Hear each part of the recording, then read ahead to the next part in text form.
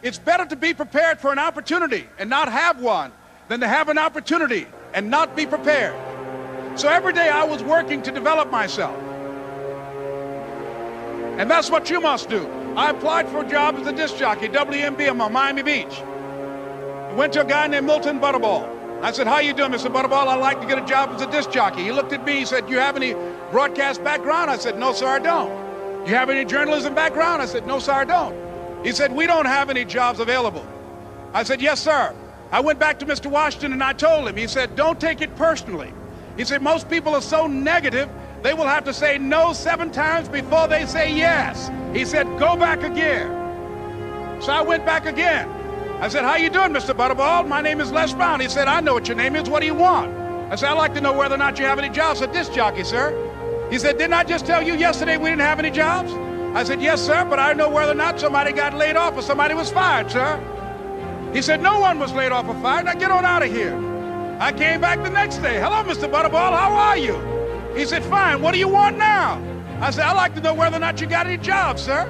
Didn't I tell you the last 2 days we didn't have any jobs? I said, yes, sir, but I don't know whether or not somebody got sick or somebody died, sir. He said, no one got sick or died. Now don't come back here and throw me out again. I came back the next day like I was seeing him for the first time. I said, hello, Mr. Butterball, how are you? He looked at me with rage. He said, go get me some coffee. If you want something, you have got to be relentless. You've got to learn how to become resourceful. You've got to learn how to become creative. When crises strike in your life, and in the Chinese language, crises mean danger, but it also means opportunity. And this is an opportunity for you to grow. And you've got to be so relentless, regardless of what comes down the pike, that you're always looking for a way to get over, always looking for a way that you can break through, always looking for a way that you can win, always looking for a way that you can strike a telling blow. The power to hold on in spite of everything, the power to endure. This is the winner's quality. The hunger, the ability to face defeat again and again without giving up. This is a winner's quality. You have that quality within you. When you're hungry, you don't care about the facts. You don't care about the odds. Most of us go through life with our brakes on, holding back, not giving all that we have, not sharing all of ourselves. Most of us go to our graves still holding on rather than release. You want to be persistent about what it is that you want to achieve. Alexander Graham Bell said, what this power is, I cannot say. All I know is that it exists, and it becomes available only when a man or a woman is in that state of mind in which he or she knows exactly what he or she wants and is fully determined not to quit. Don't get caught up in, well, I've tried it 4 or 5 times and things didn't work out. If there's something that you want and you're hungry for it, you've got to do whatever is necessary until. And when you give the best you can and that's not enough, you must do what is required. And don't give up on yourself.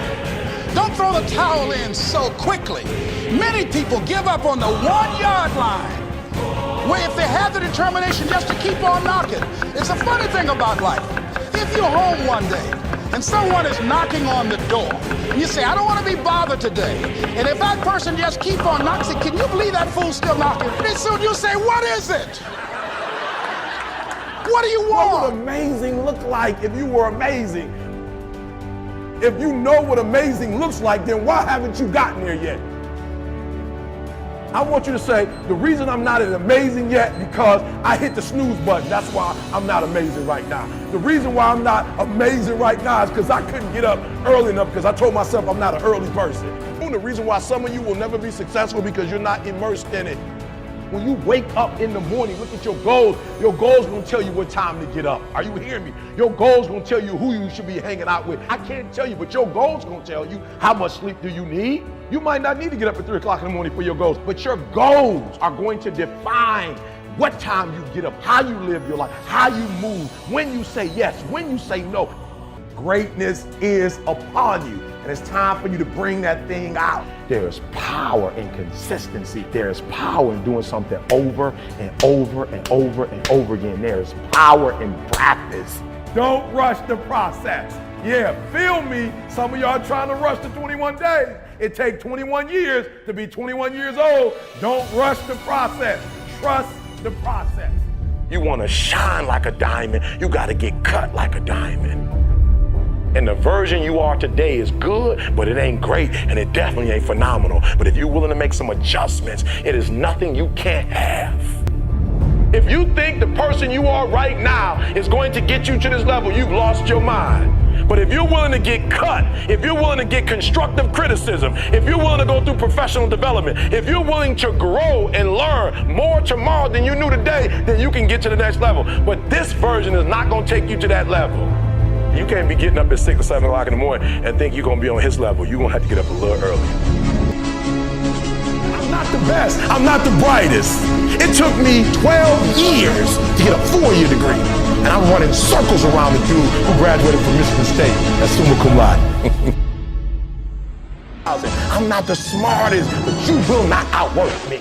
I wake up every morning at 3 o'clock. We got home from the University of Cincinnati at 2:45. I still didn't go to bed. At 3 o'clock, I went on my walk, my hour-and-a-half walk with God, came back in, did some work. Are you hearing me? You might be smarter.